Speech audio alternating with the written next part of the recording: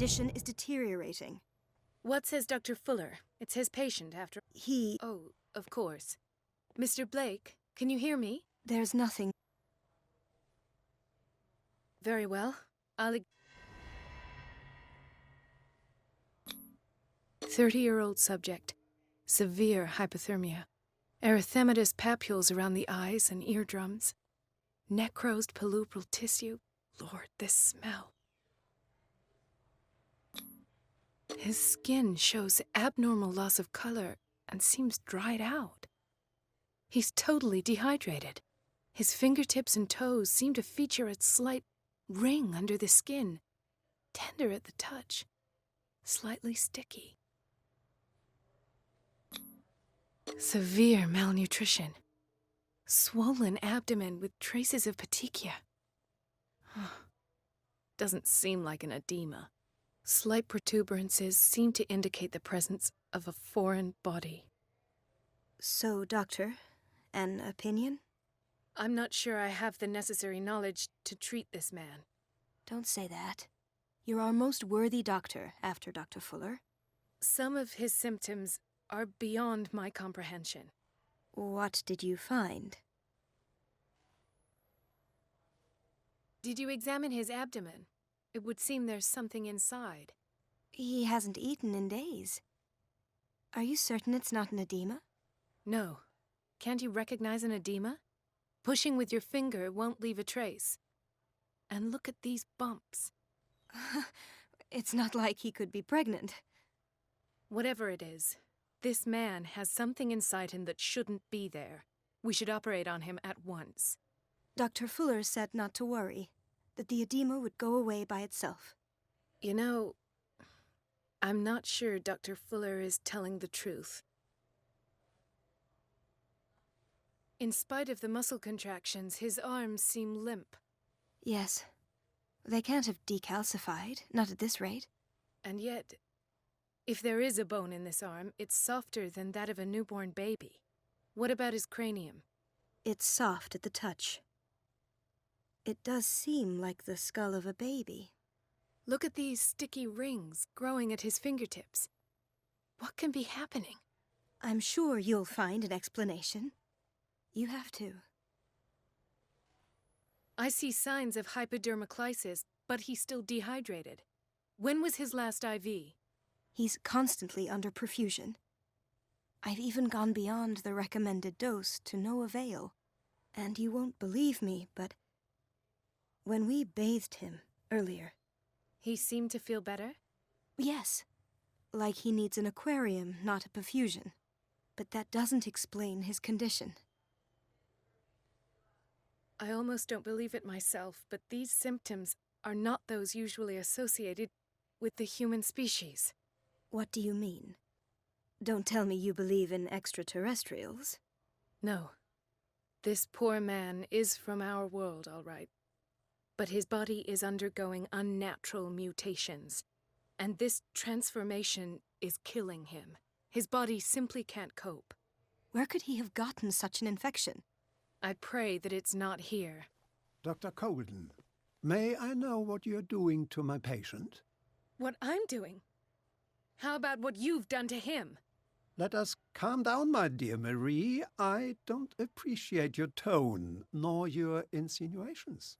I've done to him what I do to all my patients, provide him with the best available care. Your imagination is without limit. It's your homemade drug again, is it not?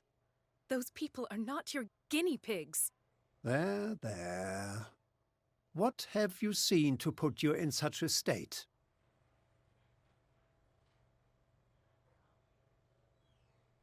I've seen suction cups on his fingers, his falling body temperature, his dehydration. Had I only read the report, you know what I would have concluded, Doctor. Do I?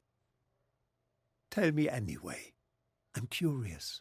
He's no longer human. These are the attributes of an animal. Fascinating.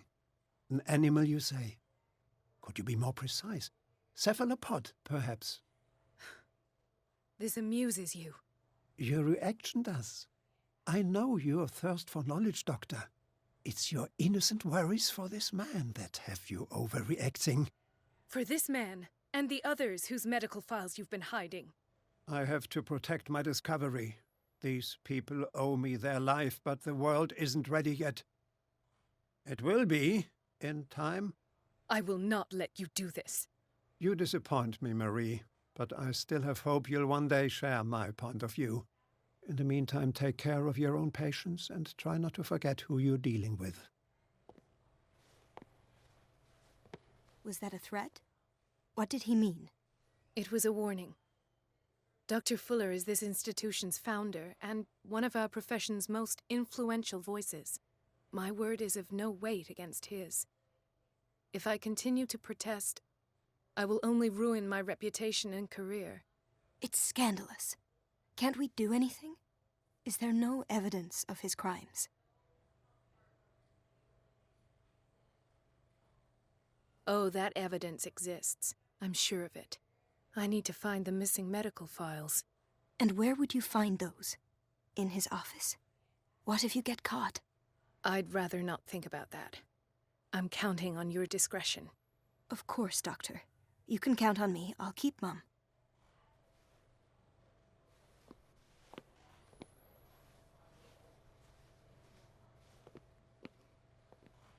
No, you're pulling my leg. I'm not joking. I saw the schedule. She's alone in the bathroom again. And she still says nothing to that old witch, Donovan. Watch out for the water, Doctor. Talk, you naughty girl. And the answer.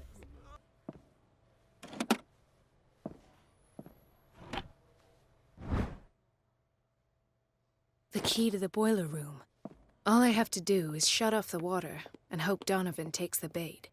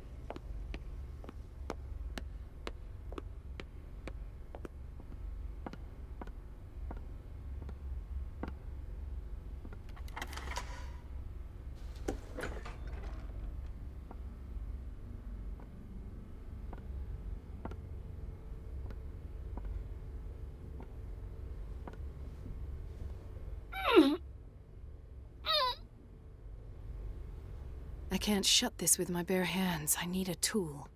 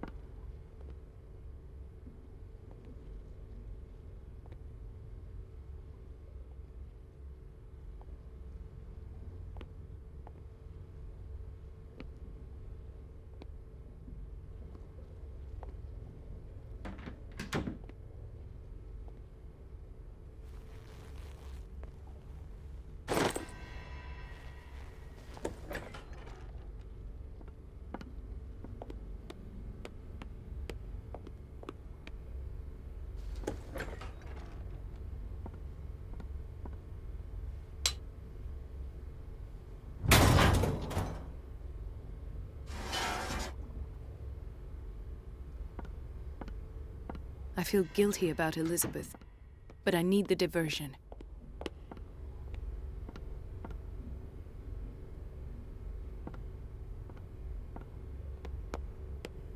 Dr. Colden, might there be a problem with the water? I was about to mention it. It seems it's been cut off yet again. I can't take this, Marie. I feel I'm gonna burst. It's not your fault if we have defective plumbing. And yet, I'm the one who gets punished because I'm gonna have to square off with that annoying old witch. Courage, Elizabeth. Here we go. And hold your tongue this time.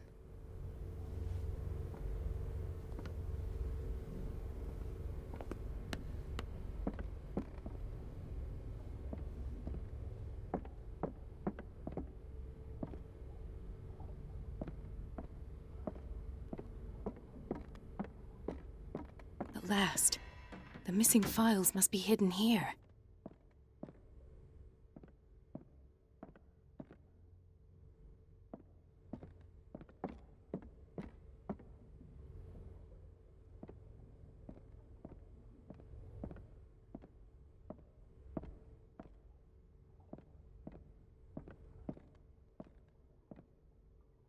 Something is wrong with these masts.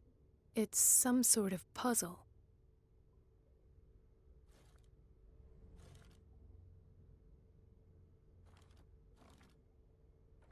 I've unlocked something. Patient files. I was right.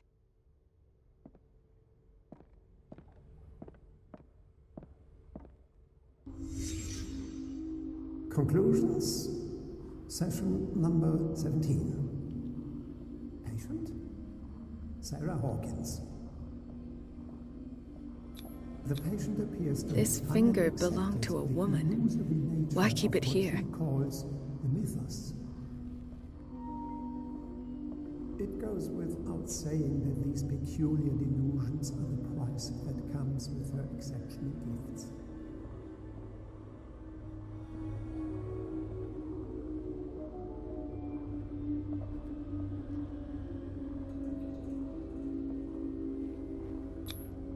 Why is Ethan on medication?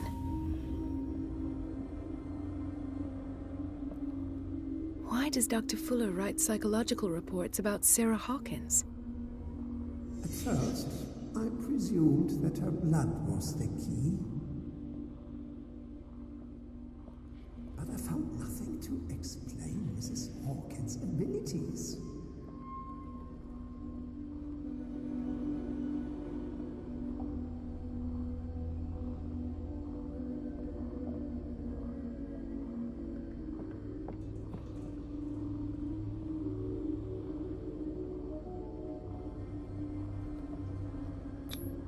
The poor souls downstairs are not Fuller's only subjects. Then James came, irate that Charles was keeping secrets from him. I presume that he will try to break into the basement sooner or later. I am prepared.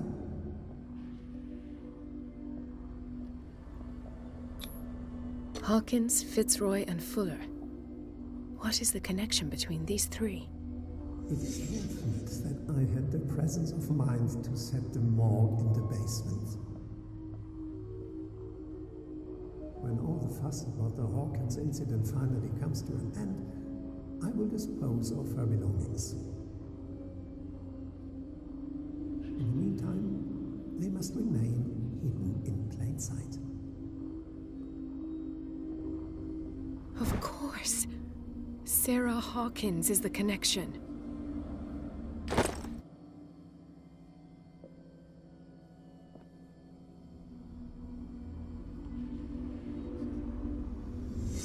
I must go back to the basement. I should go another way.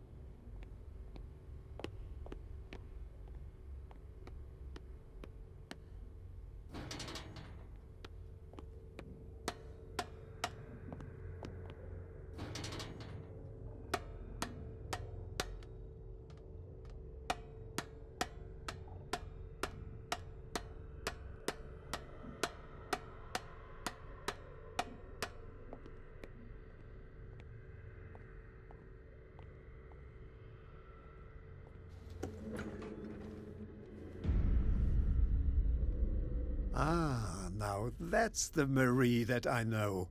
I knew I could count on your scientific curiosity. It's time to show you what you were so eager to discover.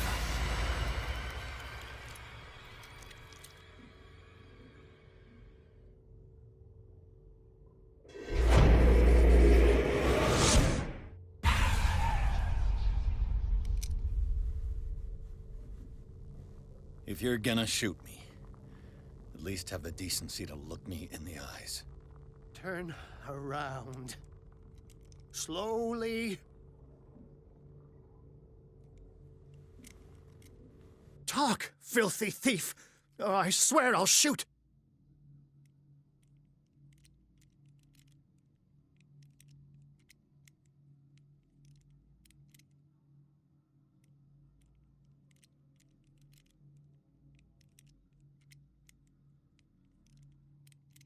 Take a minute to look around. Everything points to Charles Hawkins. He's dead! No. He was here for a very specific item. Oh, no. The book. Why was it in the safe? Have you read it? Answer the question.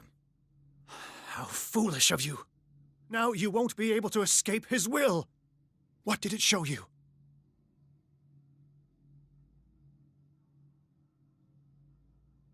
She went into Fuller's office. She was looking for Sarah Hawkins' corpse.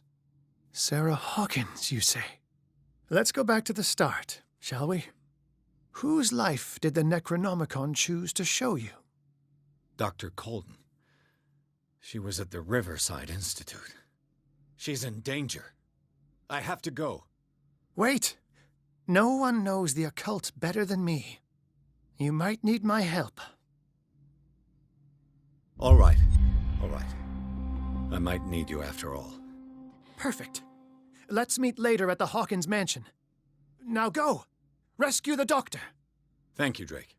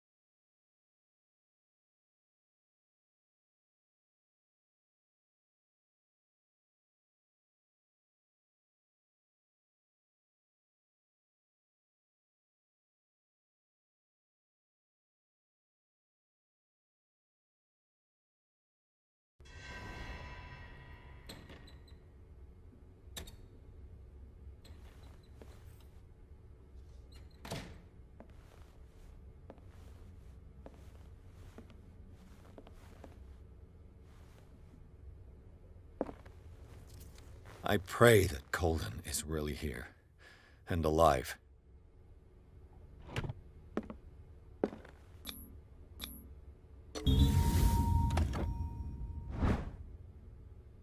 Old diary.